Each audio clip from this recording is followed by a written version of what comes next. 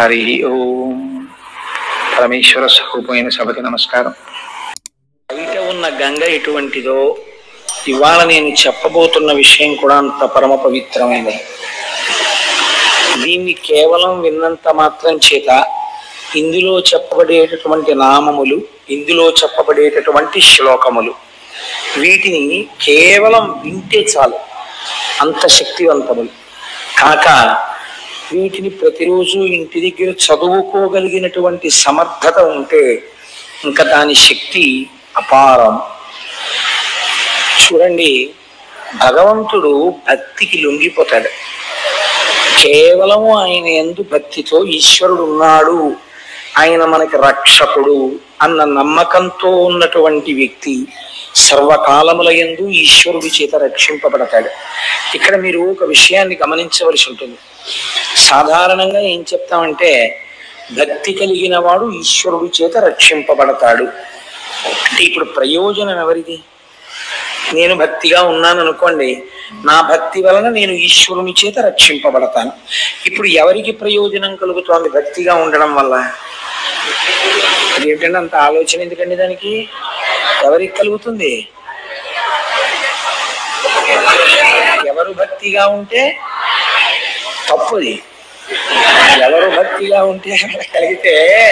నేను ఈ ప్రశ్న మిమ్మల్ని నేను అంత తేలిక ప్రశ్న ఎందుకు వేస్తానండి? ఎవరు భక్తిగా ఉంటే వాళ్ళకి రక్షణ కలగడం కాదు, దాన్ని శాస్త్రం అంటుంది అనుషంగిక ప్రయోజనము అంటుంది. అంటే గొడుగు పట్టుకుని వెళ్తున్నవాడు ఎండగా ఉందని విడుతుండగా వాన కురిసినా రక్షింపబడినట్టు. ఆవు గుళ్ళో కెడితే ఆవుని పట్టుకుందామని వెళ్ళిన వాడు ఆవు గుడి చుట్టూ పరిగెడితే ఆవు కోసం అని గుడి చుట్టూ పరిగిన వాడికి ప్రదక్షిణ పుణ్యం పడ్డట్టు. అది అనుషంగిక ప్రయోజనం. ప్రధాన ప్రయోజనం ఏమిటి భక్తి వల్ల? ఈశ్వరుడు ఉన్నాడు అని నమ్మకం కలగడం కదండి. పరమభక్తులైనటువంటి వారు ఈశ్వరుడి వల్ల రక్షణ పొందుతారు. ఇప్పుడు మీకు ఎలా ఈశ్వరుడు ఉన్నాడన్న భక్తి కలుగుతుంది? ఈశ్వరుడు ఉన్నాడు అన్నటువంటి విషయం తేట తెల్లం కావాలంటే భక్తుల యొక్క భక్తియే సాధనము. అందుకే భగవంతుడు అన్నాడు, ఒక చిత్రమైన మాట అన్నాడు, నేను వాని కొరకు రక్షింపవలయవాడు అన్నాడు ఆయన. నేను ఉన్నానని గుర్తు ఏమిటో తెలుసా? ఎవరు భక్తిగా ఉన్నాడో వాడిని నేను రక్షించాలి. వాడే రక్షణ పొందకపోతే కొన్ని వేల మందిలో నమ్మకం పోతుంది. ఏమంటే ఆయనకే రక్షణ లేదు కదా, ఇంకా మనకేం రక్షణ అని. ఇది మీరు ఒక్క విషయం జాగ్రత్తగా తీసుకోవాలి. రక్షణ అంటే అది ఒక స్థాయికి వెళ్ళిన తర్వాత జ్ఞానం అయిపోతుంది. ఇప్పుడు ఈ జ్ఞానము స్థాయిలోకి భక్తుడు వెళ్ళిపోయిన తర్వాత మీకు ఆయన అందడిహ. ఇప్పుడు ఆయన ఎలాంటి స్థితిలో ఉంటాడంటే కష్టం వస్తుంది, చాలా కష్టం ఆయనకు వస్తే ఆయన కష్టానికి సాక్షి, సుఖానికి సాక్షి. ఇప్పుడు ఆయనకి కష్టమేం లేదు కాబట్టి ఇప్పుడు భగవంతుడు ఆ కష్టం తీయవలసిన అవసరం ఏం లేదు. ఇది కష్టం అని అనుకుంటున్న భక్తుడికి కష్టం తీస్తాడు. కష్టం ఎక్కడుంది, సుఖం ఎక్కడుంది? రెండూ లేవు, ఉన్నది ఈశ్వరుడు ఒక్కడే. లోపల ఉన్న ఆత్మకి కష్టము లేదు సుఖము లేదన్న స్థాయికి వెళ్ళిపోయిన వాడికి ఇంకా ఈశ్వరుడి రక్షణ, కష్టం తీయడం సుఖం తీయడం అనేవి ఉండదు, తాను సాక్షిగా ఉంటాడు. ఇది చాలా గొప్ప స్థితి, ఇది చేరవలసిన స్థితి. ఈ స్థితిని చేరిన వాడిని జ్ఞాని అని పిలుస్తుంది. ఆప్తకాముడు అని ఒక మాట బాగా గుర్తుపెట్టుకోండి. సనాతన ధర్మమునందు ఆప్తకాముడు అని ఒక మాట మాట్లాడతారు. వారు ఆప్తకాములండి అంటారు. వారు ఆప్తకాములండి అంటే కోరిక తీరిన వారు అని అనకూడదు. ఆప్తకాముడు అంటే అందరిలా జీవితాన్ని మొదలుపెట్టి చిట్ట చివరికి వెళ్ళేసరికి సుఖ దుఃఖముల రెండింటికి సాక్షిగా ఉంటూ దేని గురించి బెంగ లేకుండా తాను ఆత్మ వస్తువుగా నిలబడిపోయిన వాడెవరున్నాడో వాడు ఆప్తకాముడు, మహాజ్ఞాని. ఒక భగవాన్ రమణులు, ఒక రామకృష్ణ పరమహంస, అటువంటి వారు ఆ కోవలోకి వస్తారు. ఒక చంద్రశేఖర బ్రహ్మచార్య, అటువంటి మహాపురుషులు. ఇప్పుడు ఈ భక్తి చిత్ర విచిత్రమైన విషయాలను తీసుకొస్తుంది సృష్టిలో. మనం ఊహించడానికి కూడా అలవి ఉండదు. ఇలా ఉంటుందా అండి అని మనం ముక్కును వేలేసుకోవలసి ఉంటుంది. ఇప్పుడు ముక్కును వేలేసుకునేవన్నీ ఇలాంటి ఈ లోపల జరుగుతున్నాయో ఏమిటో అసలు ఆశ్చర్యం. గతసారి ఒకసారి ముక్కును వేలేసుకోవాలన్నాను, కిరాతార్జునీయం ఇందులోకి వచ్చింది. అందుకని మనం ఊహకి కూడా అందవు అనుకున్న విషయాలు భక్తి చేత సాధింపబడుతుంటాయి. దీని వలన మనకి పూనిక కలుగుతుంది ఈశ్వరుడు యందు. ఇది ప్రథమ ప్రయోజనం. ఈ పూనిక మెల్లమెల్లగా పైకి ఎక్కిస్తుంది. మీరు చూడండి, ఒక పాదు యొక్క జీవితం, అది పాదు బాగా ఫలవంతం అవడం అన్నది ఎక్కడ మొదలవుతుంది అంటే కేవలం పాదు పుట్టడంతో మొదలు కాదు. ఆ పాదు అల్లుకోవడానికి ఒక దృఢమైనటువంటి పందిరి కావాలి. ఒక పందిరి దొరికిందనుకోండి అంటే ఆ పాదు ఇంకా చూసుకోక్కర్లేదు. ఆ పందిరంతా అల్లుకోవడమే దాని ప్రయోజనం. ఆ అల్లేసుకున్నప్పుడు ఆ పాదుని ఇలా చిందరవందర చెయ్యక్కర్లేదు. గళ్ళుగా ఆ పందిరి కట్టగలిగినటువంటి నేర్పరితనం యజమానికి ఉంటే, రైతుకు ఉంటే, పందిరి మీద ఆకుని మీరు ఇలా ముట్టుకోకర్లా. పందిరి పైన పాకుతుంది, కాయలు చక్క కిందకి వేలాడుతుంటాయి. అసలు చూడగానే పందిరి ఎంత అందంగా ఉంటుందో, కాయ కావలసిన వాడు కాయని తుప్పుతాడు తప్ప పందిరిని ముట్టుకోడు. మీకేం కనపడుతుందో తెలుసా అండి? అటువంటి పందిరిలో 3 కనపడతాయి. ఒకటి, అలా పాకినటువంటి పాదు యొక్క మొదలు, అది గట్టి పడిపోయినటువంటి మొదలొక్కటే కనపడుతుంది. బాగా అల్లుకోవడం చేత మీరు ఆ పందిరి కిందకెళ్ళి నిలబడితే పైకి చూసినప్పుడు వెలుతురు కనపడకుండా అంత గట్టిగా అల్లుకుంటుంది. మూడవది, ఆ పందిరి కాయల మధ్యలో ఉన్న గళ్ళల్లోంచి కిందకి దిగుట. ఆ పందిరిలో ఎక్కడ ఉన్నాయనుకోండి మళ్ళీ మీరు పీకియాలి పందిరిని. ఇప్పుడు ఈ పందిరి ఒక్కసారి అలా వెయ్యగలిగితే ఇంకా పాదు జీవితం అదృష్టమే కదండి. అలా గురువు లోకంలో చేసేటటువంటి చాలా గొప్ప విషయం ఏమి, సదాశివ సమారంభాం అని కదా అంటాం. శంకరుడు గురువుగా ఎక్కడైనా ఎక్కడైనా అంటే నా ఉద్దేశం, శంకరుడు మీరు బాగా ఆలోచించవలసిన రీతిలో ఇలా జ్ఞానాన్ని అందించేటట్టుగా పరమ రాక్షసులైన వాళ్ళని చంపకుండా జ్ఞానులుగా మార్చాడా? అలా మారిస్తే చమత్కారం కదండి. అసలు చాలా ఆశ్చర్యం కదా. అప్పుడు వాడి జీవితం పందిరైంది. గురువు ఈ పందిరి వెయ్యాలి. గురువు యొక్క లక్షణం ఏంటంటే, పాదు రేపు బాగా కాయాలంటే పందిరి ఒక్కటి జాగ్రత్తగా వేసి తీగని పందిరి మీదకు పెట్టేస్తే, అందించేస్తే చాలు, ఇంకేం లేదు. ఏం చేయాలంటే రోజు మొదట్లో చెంబు నీళ్లు వస్తుండాలి. అలా అవతల వారి మనస్సు ఈశ్వరుణ్ణి అల్లుకునేటందుకు వీలుగా అందమైనటువంటి పందిరిని నిర్మాణం చెయ్యాలి. ఈ పందిరి ఈశ్వరుడి పట్ల ఆభిముఖ్యము, ఇది సత్యమే, ఇది మనం వినాలి, ఇది తెలుసుకోవాలి, ఇది ఆచరించాలి అనేటటువంటి బుద్ధి భక్తుని యందు కలిగేటట్టుగా ముందు గురువు నడవాలి. గురువుకు ఆ నడువడి లేదనుకోండి, నిజమానే పందిరే లేదనుకోండి, పాది ఏం చేస్తుంది? గురువుకే లేదనుకోండి అటువంటి నడువడి. కేవలం నోటి మాట చెప్తే దానివల్ల ఎవరిని అనుసరిస్తాడు శిష్యుడు? గురువును అనుసరించడానికి గురువు దగ్గర ఏది చాగబుద్ధి. కనుక పందిరి వెయ్యగలగాలి, నీళ్లు మొదట్లో పొయ్యగలగాలి. ఎప్పుడు నీళ్లు పోసినా ఆది వస్తువు ఏదో ఆ ఈశ్వరుడి గురించి మాట్లాడుతుండాలి. ఎటువైపు వెళ్ళిపోతూ ఉండండి, మళ్ళీ అక్కడికి వచ్చేయాలి. చూశారా ఈశ్వరుడు అంటుండాలి. అది బాగా బలం అవుతుంది పాదుకి. అంతేగాని మీరు పందిరంతా నీళ్లు వేయాలంటే పందిరి బలంగా ఉండడానికి పందిరి మొదట్లో నీళ్లు పోస్తే చాలు.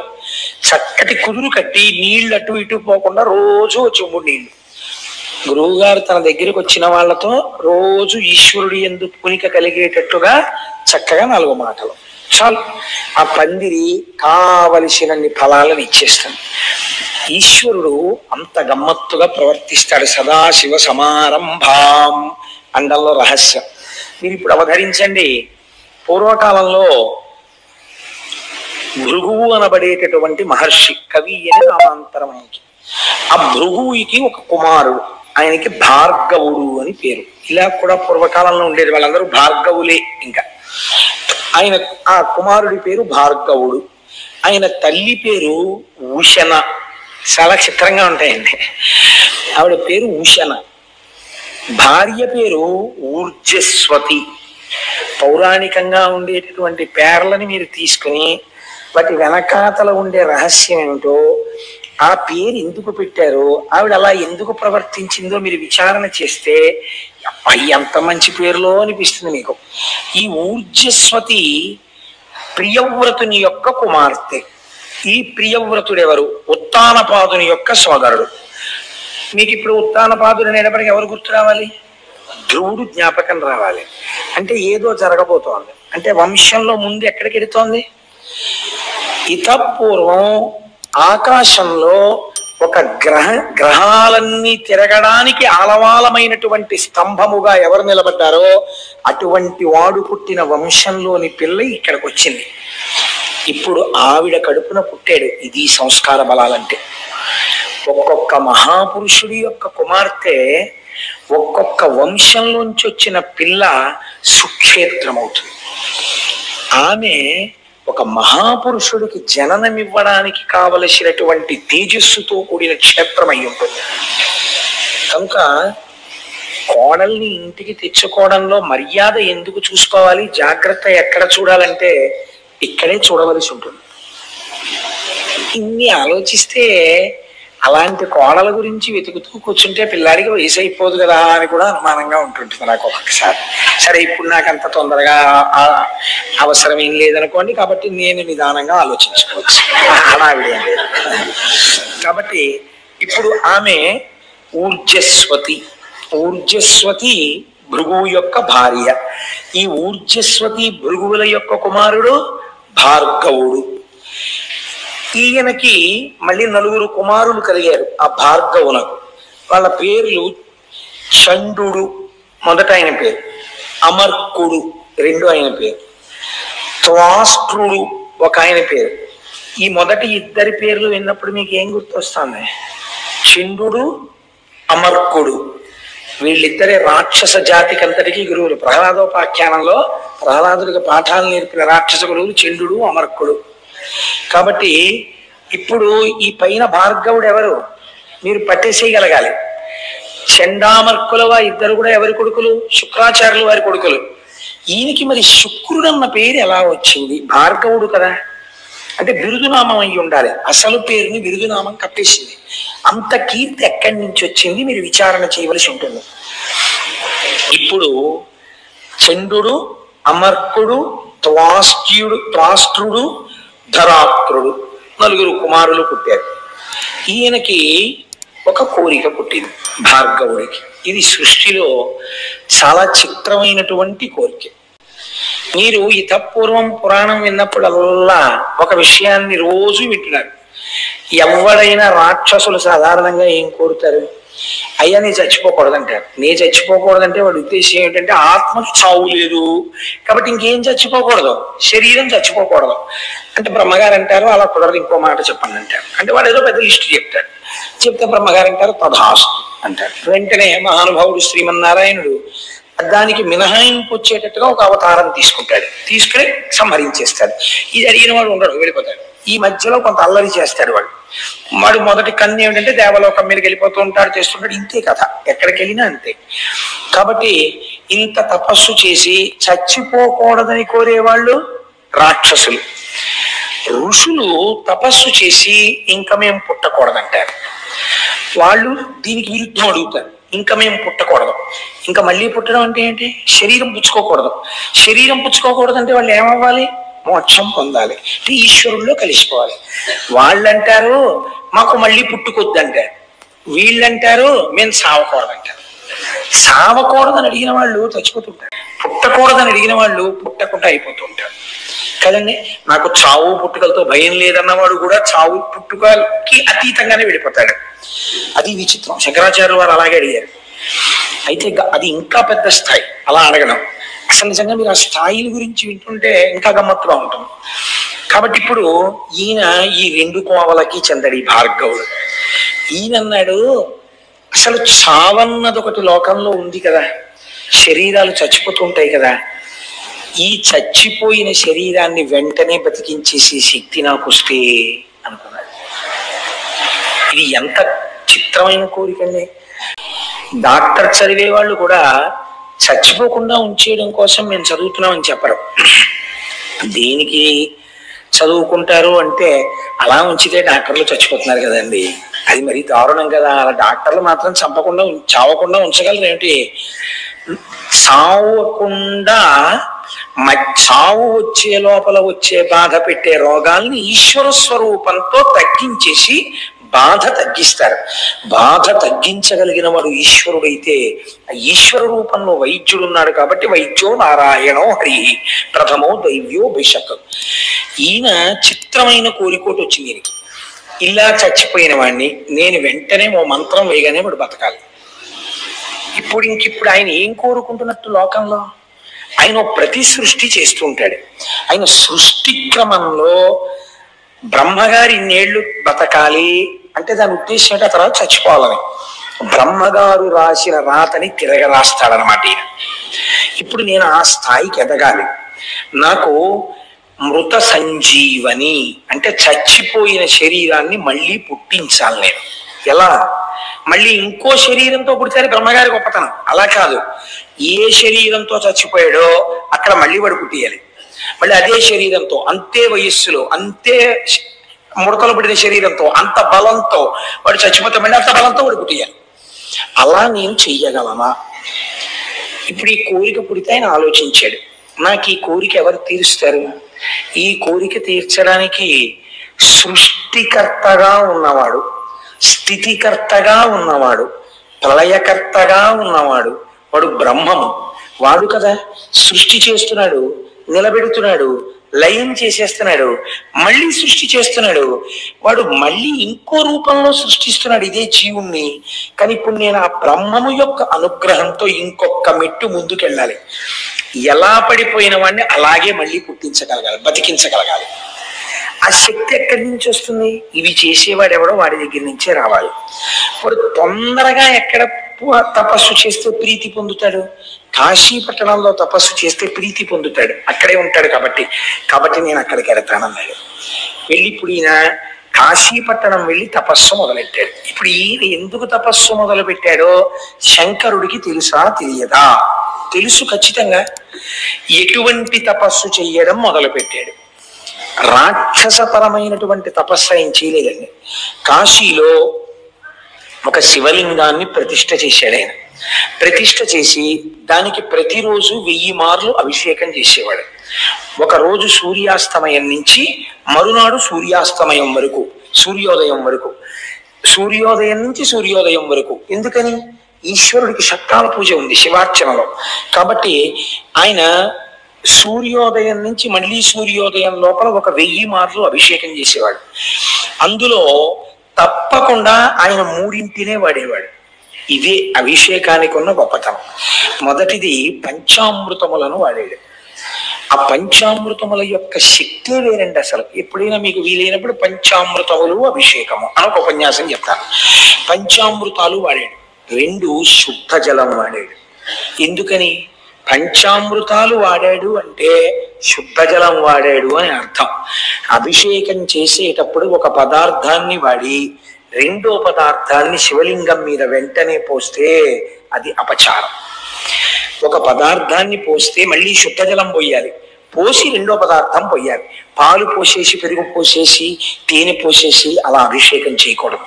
పాలు పోస్తే నీళ్లు పోయాలి. అందుకే శుద్ధ జలంతో ఒక పాత్ర పక్కన పెట్టుకోవాలి, ఒక పెద్ద బిందె, దాని దగ్గర ఒక చెంబు పెట్టుకుని పాలు పోసి నీళ్లు పోయాలి. అందుకే కదా నిన్న పొద్దున్న అభిషేకం చేసేటప్పుడు ప్రతి పదార్థానికి మళ్ళీ శుద్ధ జలంతో చేశాను. కాబట్టి అలా మార్చి చేస్తారు. కాబట్టి ఇప్పుడు పంచామృతములతో అభిషేకం అంటే మధ్యలో తప్పకుండా ఏది వాడబడింది? శుద్ధ జలం వాడబడింది. దానితో పాటు ఈశ్వరుడు చాలా తొందరగా ప్రీతిపాత్రుడై 10 మందిని బతికించేటట్టుగా, అంటే కడుపున పుట్టినటువంటి వాళ్ళు ఇబ్బంది లేకుండా సంతోషంగా ఆయురారోగ్యాలతో ఉండాలంటే గంధోదకంతో అభిషేకం చేయాలి. అందుకని గంధోదకాన్ని వాడాడు. ఎందుకు వాడాలి? 10 మంది చచ్చిపోయిన వాళ్ళని మళ్ళీ బతికించాలనుకుంటున్నాడు. అప్పుడు వాళ్ళందరూ తనకి బిడ్డల పట్ల మళ్ళీ పుట్టిన వాళ్ళు. ఇప్పుడు ఇంత శక్తి కావాలి కాబట్టి గంధోదకం వాడాడు. ఎంత గమ్మత్తో చూడండి, ఇంత శాస్త్రీయమైన అభిషేకం చేశాడు. దీనికి ఆయనకి ఇంకొక వేరే వ్యాపకం లేదు. ఏమిటో తెలుసా అండి? ఈ 1000 మీరు ఇందులో ఒక పెద్ద రహస్యాన్ని కనిపెట్టండి. ఇలా చేసేటప్పుడు భార్గవుడు పరమశివుణ్ణి అభిషేకానంతరం అర్చన చెయ్యాలి. మళ్ళీ లఘువుగానైనా సరే పొడిగా తుడిచేసి వస్త్రం కట్టి అభిషేకం చెయ్యాలి, అర్చన చెయ్యాలి. ఈ అర్చన చేసేటప్పుడు ఆయన కొన్ని పువ్వులు వాడాడు.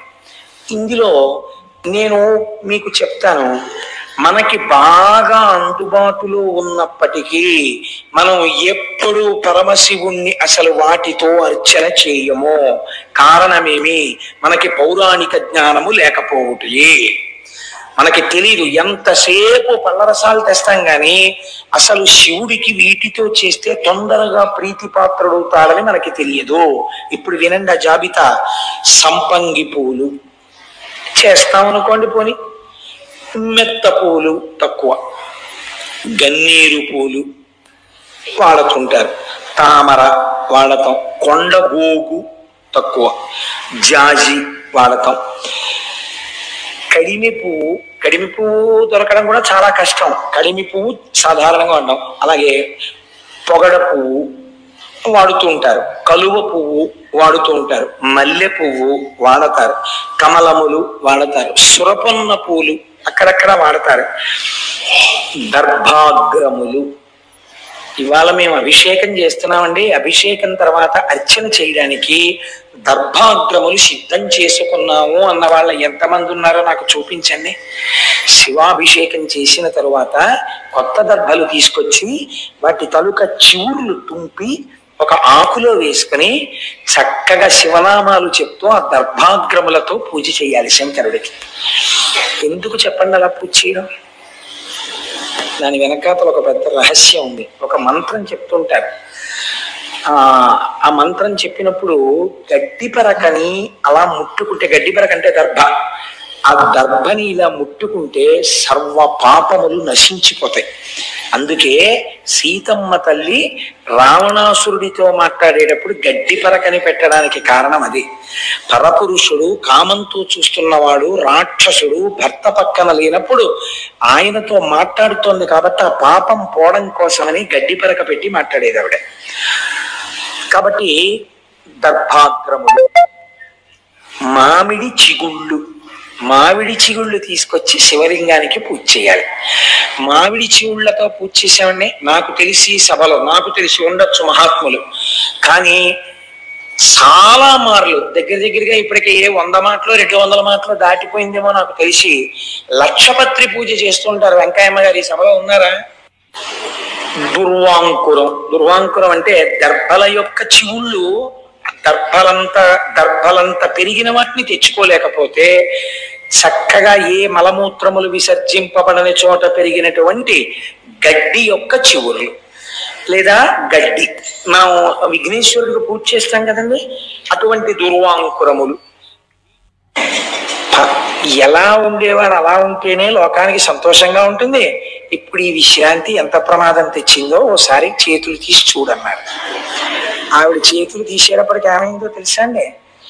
సూర్య చంద్రౌచ నేత్రే వందే శంభుముమాపతిం సురగురుం వందే జగత్కారణం వందే పన్నగభూషణం మృగధరం వందే పశూనాం పతిం వందే సూర్య శశాంక వన్ని నయనం.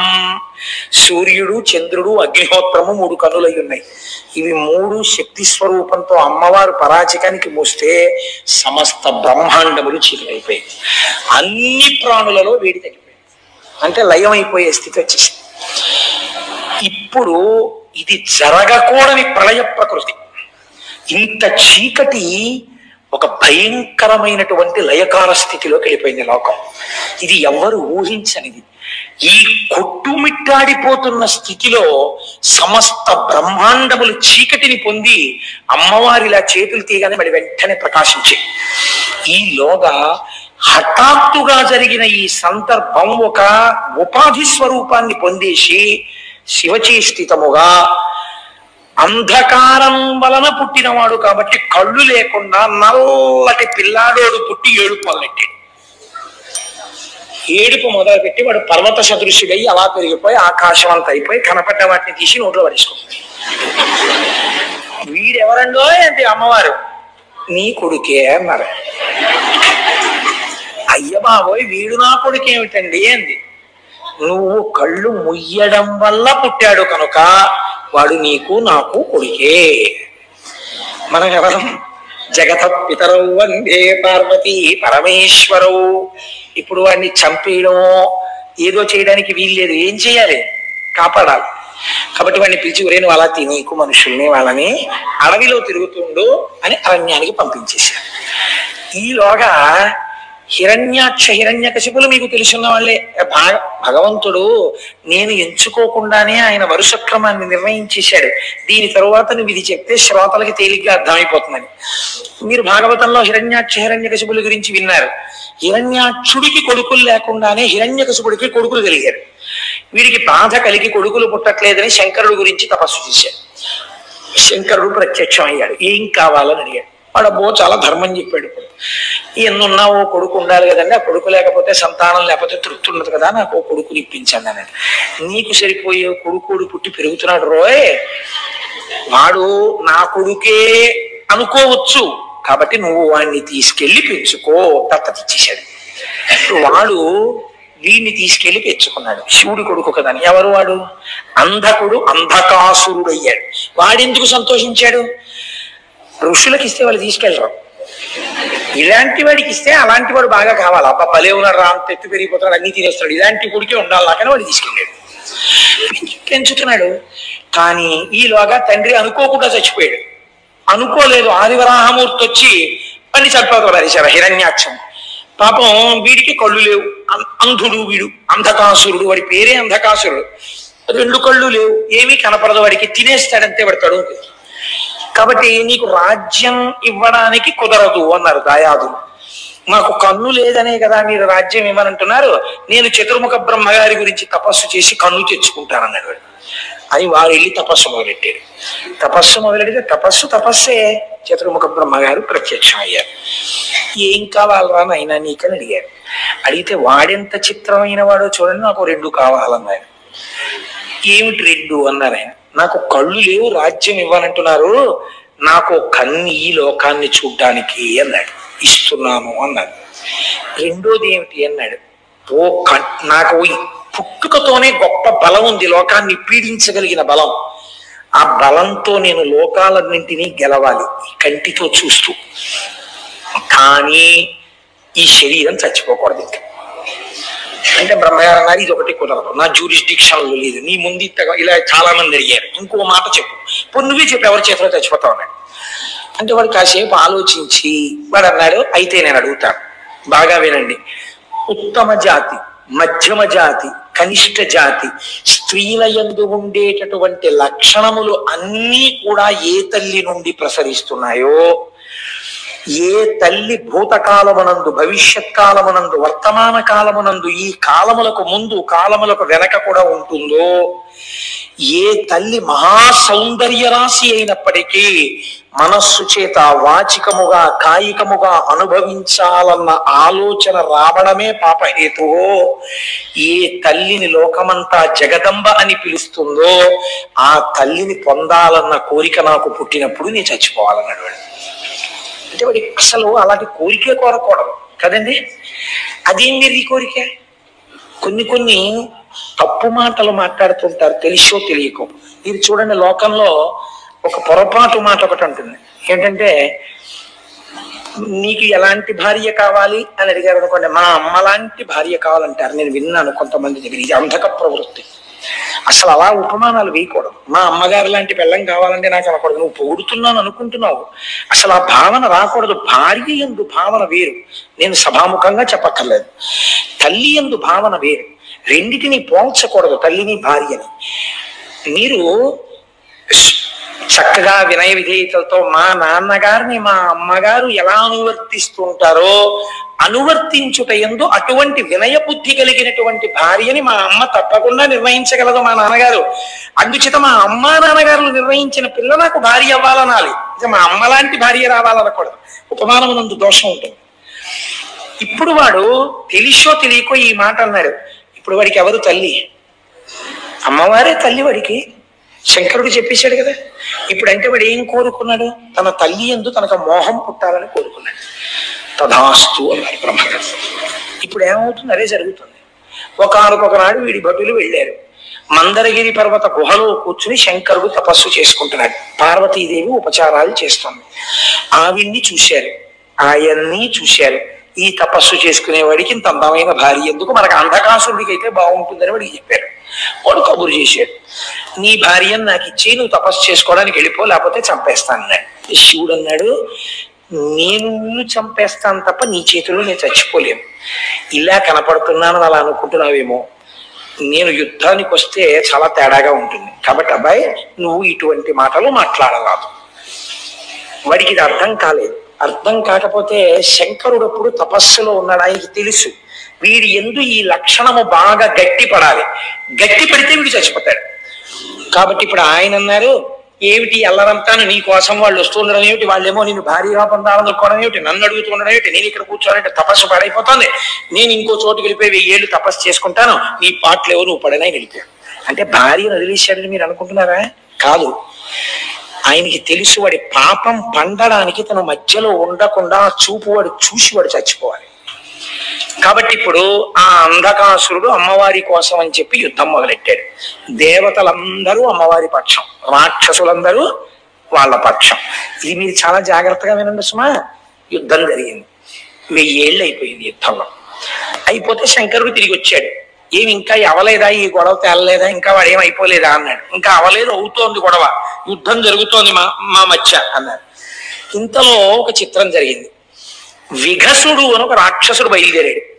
వాడు నందీశ్వరుడి దగ్గర నుంచి చతుర్ముఖ బ్రహ్మగారి వరకు దేవతలందరినీ మింగేశాడు. వాడు నోట్లో పడేసుకుని.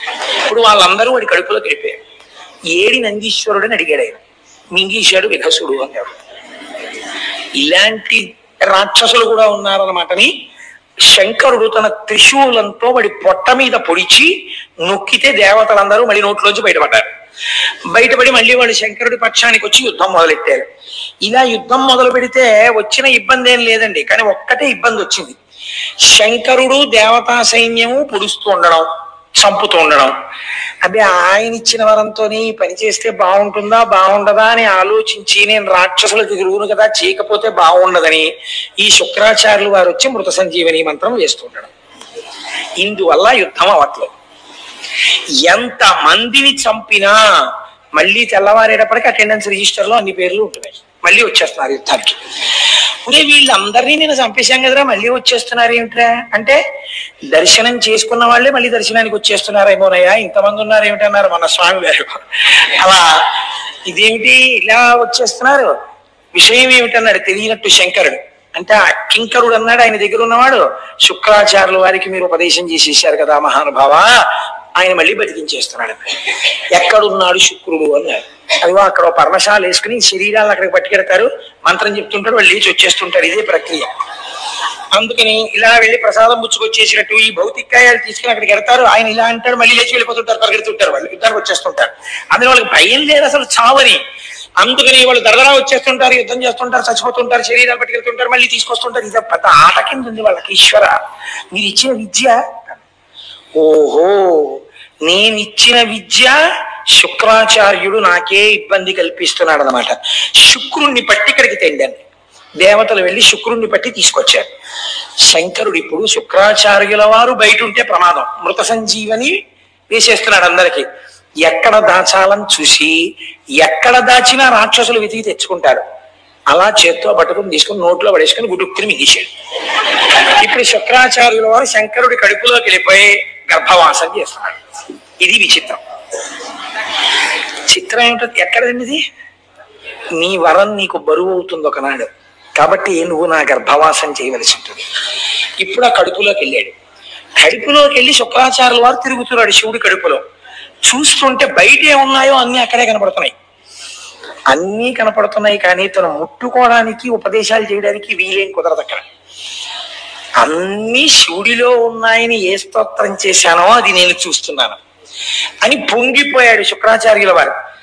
పొంగిపోయాడు, కానీ బయట రాక్షసులు ఏమవుతున్నారు, ఒక్కొక్కడు చచ్చిపోతున్నాడు. ఆ చచ్చిపోవడాన్ని శివుడి కడుపులో చూస్తున్నాడు. ఆఖరికి అందరూ చచ్చిపోయారు. చనిపోయిన తర్వాత అంధకాసురుడు మిగిలాడు. ఇప్పుడు శంకరుడు ఏం చేశాడంటే వాడి త్రిశూలం పెట్టి గుచ్చాడు. ఇలాగా ఎండిపోయిన ఆకులు ఇలా గుచ్చి తీస్తుంటారు చూడండి, అలా కింద పడిపోయిన వాడికి త్రిశూలం గుచ్చాడు. చంపలేదు, చంపకుండా ఆ త్రిశూలాన్ని ఇలా పైకెత్తాడు. ఇప్పుడు వాడు ఆ త్రిశూలం మీద పడుకున్నాడు. పడుకుని ఇలా శంకరుడు త్రిశూలం పట్టు కూర్చున్నాడు. కూర్చుంటే పైనుంచి చేతులు చాప ఆయన జటాజూటాన్ని పీకుతున్నాడు. అలా కొన్నాళ్ళు యుద్ధం జరిగింది. యుద్ధం కాదు, శంకరుడేం దానికి ప్రతీకారం చేయలేదు. అలా వాడు శంకరుడి జటాజూటం వంక కొన్నాళ్ళు అలా చూస్తూ ఉన్నాడు. చూస్తూ ఉండిపోయిన తర్వాత ఒక ఆశ్చర్యకరమైనటువంటి విషయము ద్యోతకమైంది. ఈ కంటితో ఉన్న కంటితో ఇన్నాళ్ల నుంచి దేన్ని చూసి ఇవన్నీ అనుభవైక వేద్యములు అనుకుంటున్నాడో, త్రిశూలమునకు గుచ్చుకుని ఉండిపోయిన తరువాత వాడికి వీళ్ళు నా తల్లిదండ్రులు, లోకమునకే తల్లిదండ్రులు, నేను ఎంత పాపపు కోరిక కోరాను, నా పాపం ఎలా నిష్కృతవుతుందని అప్పుడు వాడు శంకరుడు యొక్క 108 నామములు చెప్పాడు. 108 నామములు చెప్పిన తర్వాత శంకరుడు త్రిశూలాన్ని కిందకి దింపి ఇలా అన్నాడు. వాడు ఊడి కింద పడ్డాడు. కింద పడి వాడు కన్నీరు వరదలై కారుతుండగా పార్వతీ పరమేశ్వరుల పాదాల మీద పడ్డాడు. అయ్యా, ఈ కంటితో చూస్తున్నది సత్యం అనుకోవడం తప్పైపోయింది, అందుకని ఒక తప్పు కోరిక కోరాను. ఈ త్రిశూలం మీద పడుకున్నాక నాకు అసలు విషయం అర్థమైంది. నా తప్పు మన్నించి నన్ను కరుణించమని అడిగాడు. నిన్ను ప్రమథగణాలలో ఒక గణాధిపతిగా తీసుకుంటున్నానని శంకరుడు గణాధిపతిగా తీసుకున్నాడు. అంధకాసుడు శంకరుడికి కింకరుడైపోయి భక్తితో బతికేశాడు. ఆ 108 నామాలు పరమశక్తివంతం. దీని వెనకాతల ఉండే రహస్యం ఏమిటో మీకు నేను చెప్తాను కొద్దిసేపట్లో, మీరు కంగారు పడకండి. కనీసం నేను ఆ 108 నామములు మీకు చెప్పకపోతే నేను కించిత్తు దోషం చేసిన వాడిని అవుతానేమో అని నాకు అనిపించి నేను ఆ 108 నామాలు మీకు చూపించడం కోసం అని చెప్పి తీసుకొచ్చాను. మీరు ఒక్కసారి విందురు కానీ, నేను తింగరవాడిని ఇందులో పెట్టాను, అక్కడ పెట్టాను.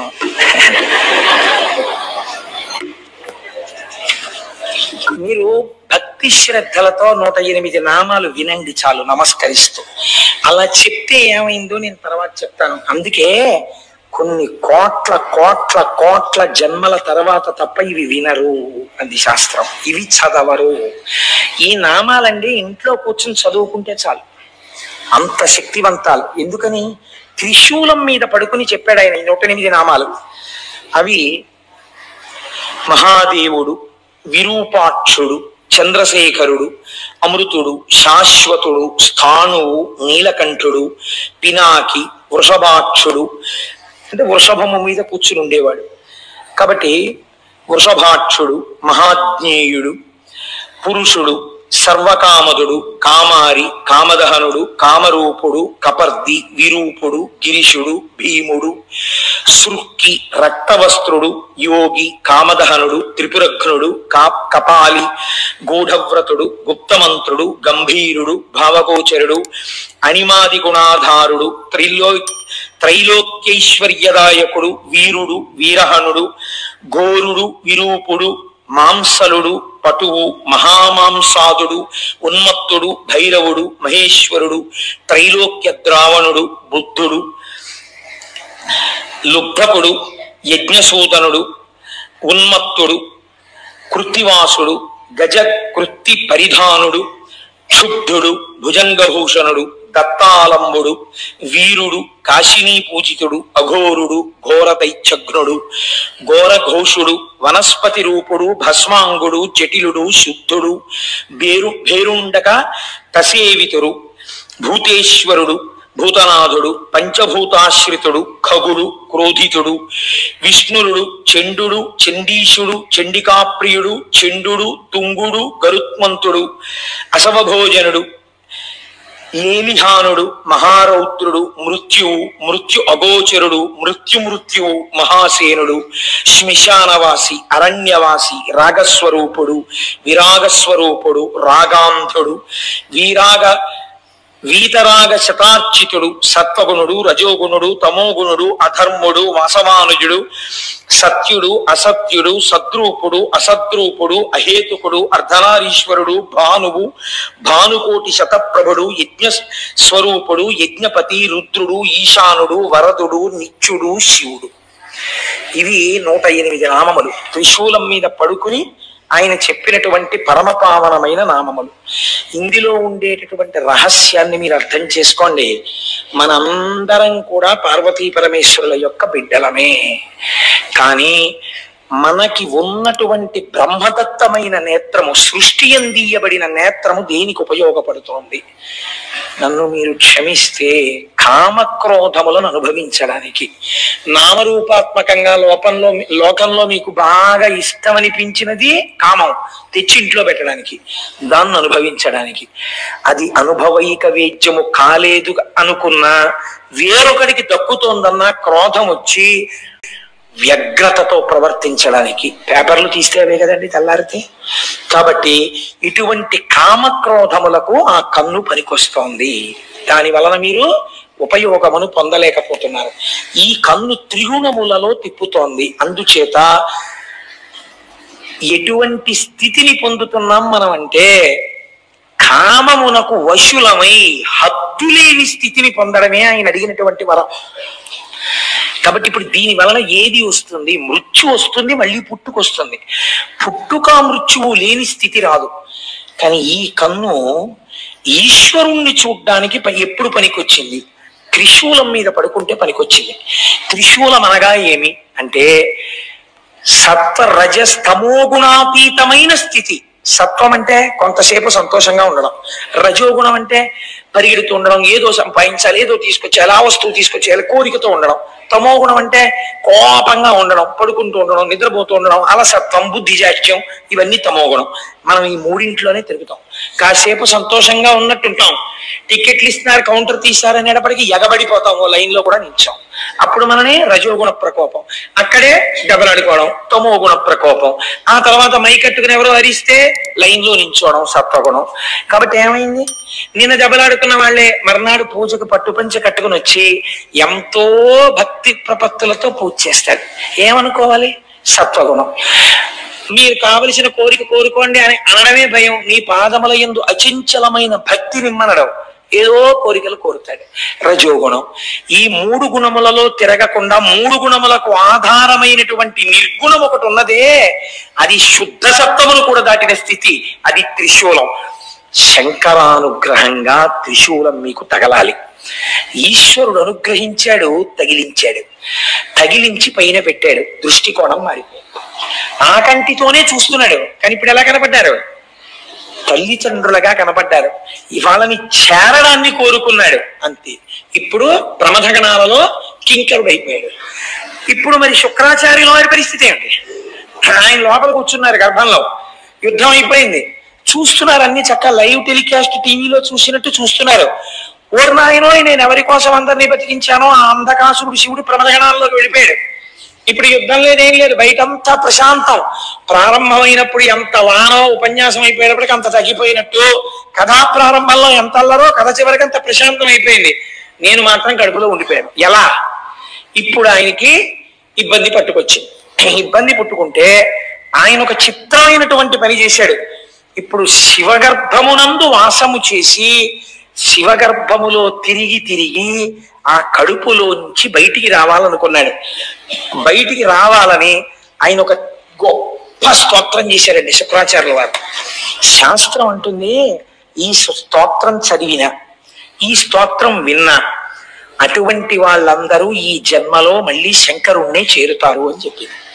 కాబట్టి అంత పరమ పవిత్రమైనటువంటి స్తోత్రము. మీరు ఆ స్తోత్రాన్ని అవతరించండి. ఆయన లోపల కూర్చుని రకరకాల తత్వానుసంధానంతో శంకరుణ్ణి పిలిచాడు పేర్లతో. ఆయన అన్నాడు, ఓం నమస్తే దేవేశాయ. ఎవరైనా ఎదురుగుండా కూర్చుని చేస్తారు, ఈయన ఎక్కడ చేస్తున్నాడు? ఆయన కడుపులోనే కూర్చుని చేస్తున్నాడు, ఆయనకి వినపడతాడు.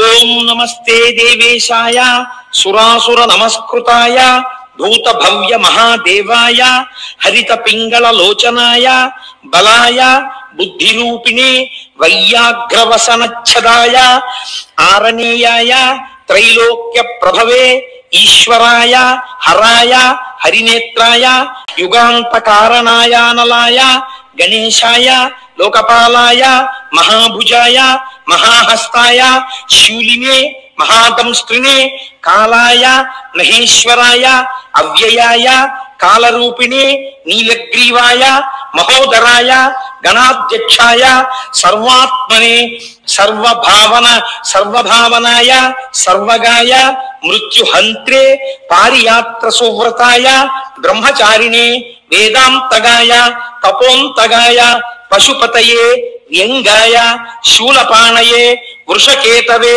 హరయే జతినే శిఖండినే లకుటినే మహాయశసే భూతేశ్వరాయ గుహావాసినే వీణా పననతాలవతే అమరాయ దర్శనీయాయ బాలసూర్య నిభాయ శ్మశానవాసినే భగవతే ఉమాపతయే అరిందమాయ భగస్యాక్షిపాతినే శ్మశానవాసినే అంటే గుర్తుపెట్టుకోండి.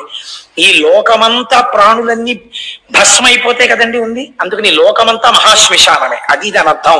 అంతటా శివుడు నిండి ఉన్నాడని, అంతేగాని శ్మశానంలో కూర్చున్నాడని దాని అర్థం. ఒకవేళ ఉన్న అందరూ వదిలి వెళ్ళిపోయే చోట ఆయన ఒక్కడే ఉన్నాడు మనకి స్వాగతం చెప్పి కౌగిలించుకోవడానికి. కాబట్టి శ్మశానవాసినే భగవతే ఉమాపతయే అరిందమాయ భగస్యాక్షిపాతినే పూష్టో దశనాశనాయ క్రూరకర్తకాయ పాశహస్తాయ ప్రళయకాలాయ ఉల్కాముఖయాగ్నికేతవే మునయే దీప్తాయ నిశాంతపతయే ఉన్మయతే జనకాయ చతుర్థకాయ లోకసత్తామయాయ వామదేవాయ వాగ్దాక్షిణ్యాయ వామతో భిక్షవే భిక్షురూపిణే జటినే స్వయం జటిలాయ శక్రహస్త ప్రతిస్తంభకాయ వసూనాం స్తంభకాయ క్రతవే క్రతుకరాయ కాలాయ మేధావినే మధుకరాయ చలాయ వానస్పత్యాయ వాజసనేతి సమాశ్రయ పూజితాయ జగద్ధాత్రే జగత్కర్త్రే పురుషాయ శాశ్వతాయ ధ్రువాయ ధర్మాధ్యక్షాయ త్రివర్తిమనే భూత భావనాయ త్రినేత్రాయ బహురూపాయ సూర్యాయుత సమప్రభాయ దేవాయ సర్వతూర్య నినాదినే సర్వబాధా విమోచనాయ బంధనాయ సర్వధారిణే ధర్మోత్తమాయ పుష్పదంతయాపి భాగాయ ముఖాయ సర్వహరాయ హిరణ్యస్రవసే ద్వారిణే భీమాయ భీమపరాక్రమాయ ఓం నమో నమో నమో నమో నమస్తే నమః అని శంకరుడి కడుపులో కూర్చుని శంకరుని ఉద్దేశించి స్తోత్రం చేశాడు. శంకరుడు ఎంత ప్రీతి పొందాడంటేట, ఒక్కొక్క నాడు తండ్రికి కొడుకు ఇబ్బందికరంగా పరిణమిస్తాడు. అయినా నువ్వు నా కుమారుడవి, నిన్ను నా గర్భవాసం చేయించాను, హద్దు లేకుండా వరాన్ని ఉపయోగించడం ఎంత ప్రమాదానికి విడుతుందో తెలుసుకున్నావు కదా. దీనివల్లే కదండి తర్వాత కచదేవయానులది కూడా వచ్చింది. మళ్ళీని ఆఖరికి ఎక్కడికి వెళ్ళిపోయింది శుక్రాచార్యుల వారి కథ. ఆయన శిష్యుణ్ణి కాల్చి బూది చేసి బతికిస్తాడేమోనని ఆయనతో తాగించేశారు. మళ్ళీ కూతురు కోసం ఆ కచుణ్ణి బతికించవలసి వస్తే కడుపులో ఉన్నటువంటి వాడికి ఉపదేశం చేసి బయటికి వచ్చాక నేను చచ్చిపోతాను రా, మళ్ళీ నువ్వు నన్ను బతికించని చెప్పవలసి వచ్చింది. కోరరాని కోరికలు కోరి తెచ్చుకుంటే బరువై కూర్చుంటాయి. కాబట్టి అయినా రక్షణ పొందాడంటే దేనివల్ల తెలుసా అండి? శివకుమారుడిగా బతకడం వల్ల.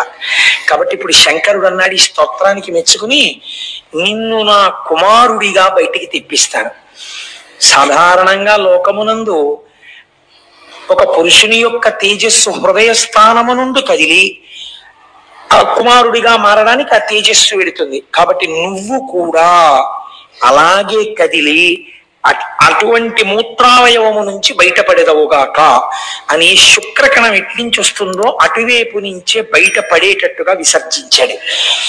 ఉత్పత్తి యందు శుక్రకణం వెళ్ళేటటువంటి ఆ నాళంలోంచి బయటికి వచ్చి శివుడి యొక్క కుమారుడు కలిగితే ఏ నాళములోంచి బయటికి రేతస్సు వెళ్ళాలో అలా బయటపడినవాడు కాబట్టి ఈశ్వర శుక్రనాళములోంచి బయటికి వచ్చిన మహాపురుషుడు కనుక, అటువంటి వాడు సృష్టిలో ఇంకొకడు లేడు కనుక భార్గవుడన్న పేరు పక్కకెళ్ళిపోయింది, శుక్రాచార్యుడన్న పేరు ప్రకాశించింది.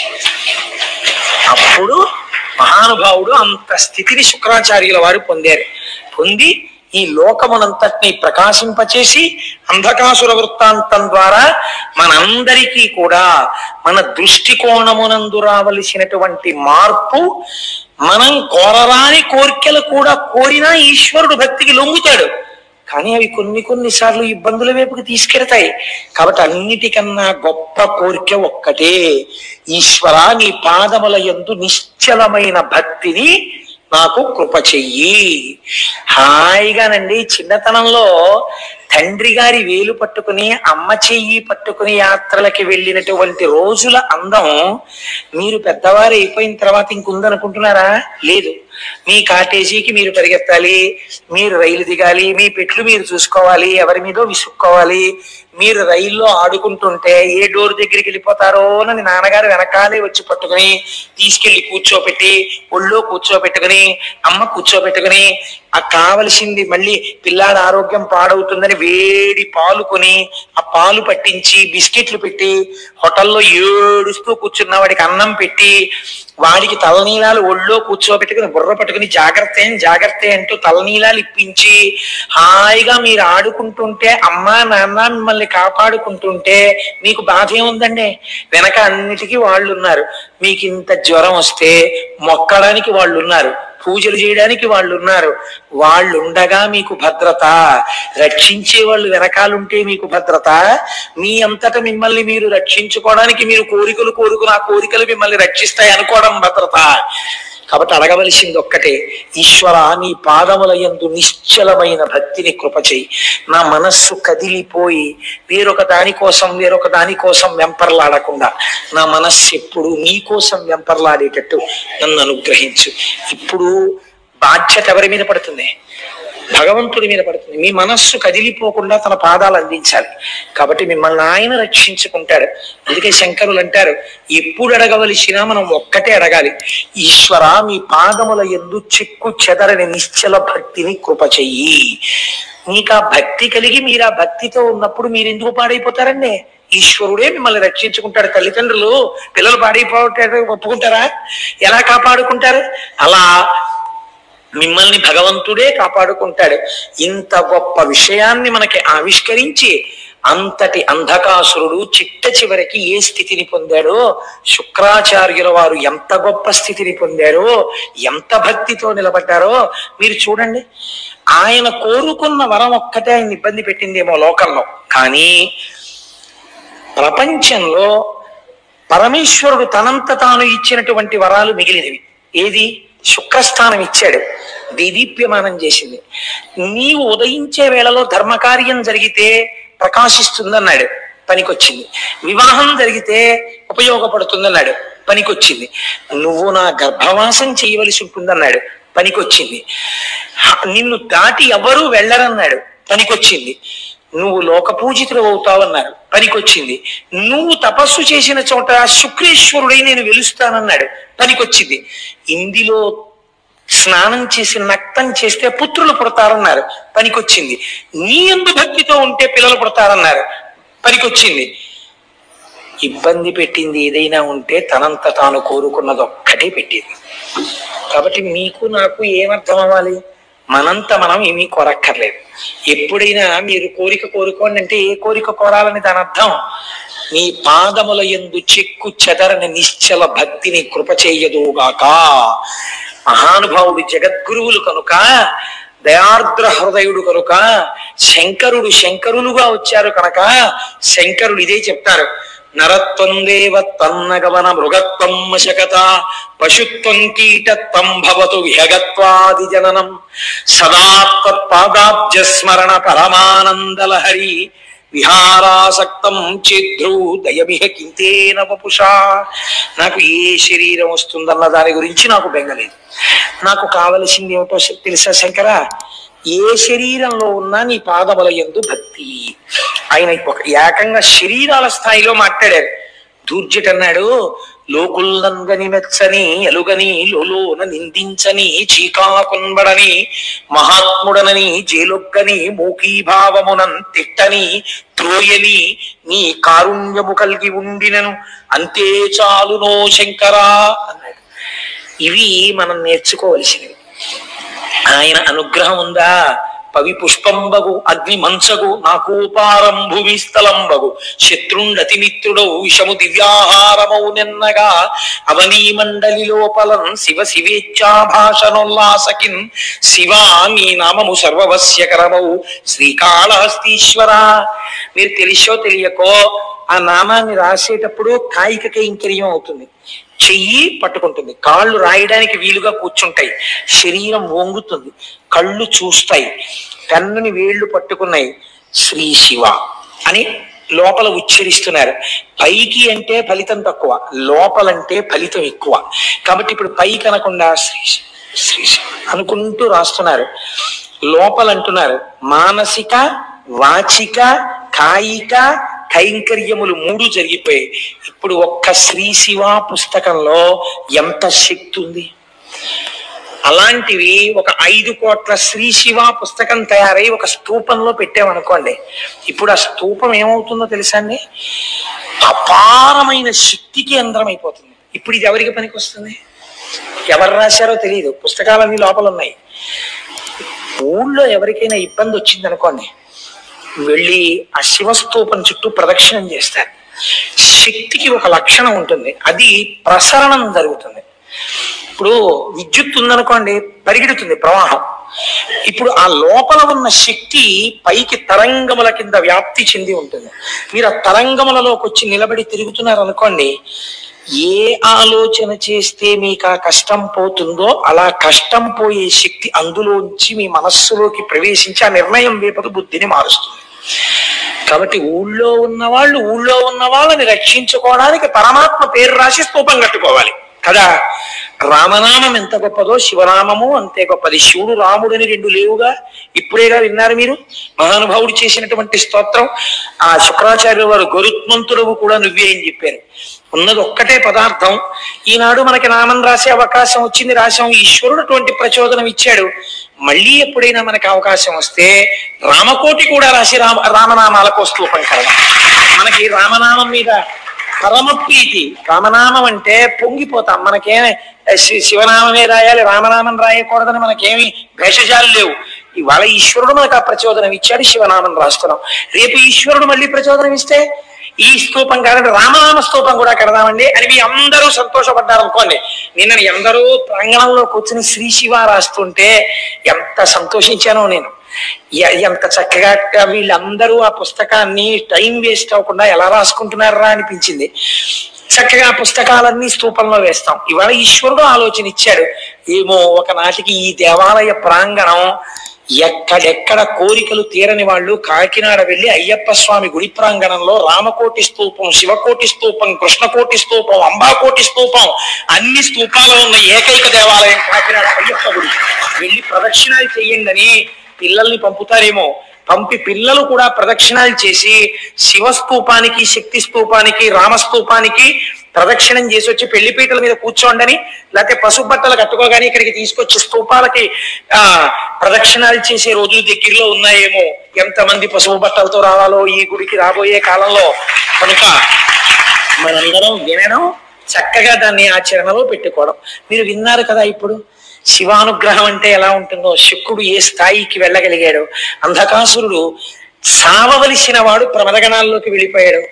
అది ఏ దృష్టికోణం మారడం వల్ల అటువంటి శాశ్వతత్వాన్ని పొందాడో అది మనం గ్రహించవలసినటువంటి నీతి. గ్రహించి ఆచరణాత్మకం చేసుకున్న నాడు మనం ధన్యులవుతాం. మనకి అటువంటి శక్తి ఈశ్వరుడు నిర్హేతుక కృపా కటాక్ష వీక్షణముల చేత ఆయన మనకిచ్చి రక్షించుగాక.